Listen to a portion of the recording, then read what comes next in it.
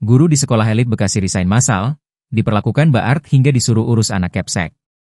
Sekolah swasta elit di Jalan Baru Perjuangan RT 04 RW 11 Marga Mulia, Kecamatan Bekasi Utara, Kota Bekasi, diduga bodong. Sejumlah guru pengajar di sekolah swasta tersebut kini kompak berhenti kerja massal.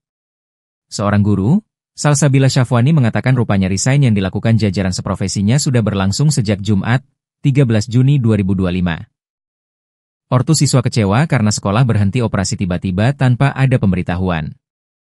Hal ini buntut para guru yang mengajar di sekolah tersebut diduga diperlakukan Mbak Asisten Rumah Tangga, Art.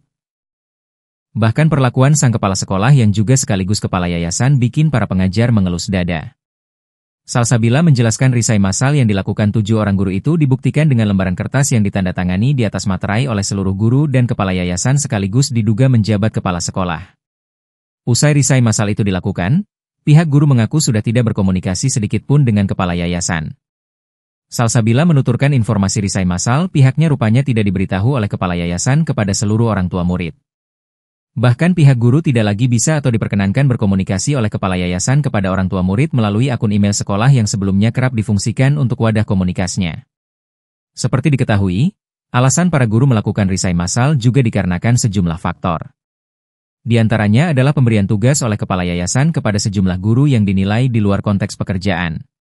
Seorang guru di sekolah tersebut, Anissa Dwi Zahra menjelaskan dirinya sempat diminta membeli ayam goreng untuk diberikan kepada anak pemilik yayasan.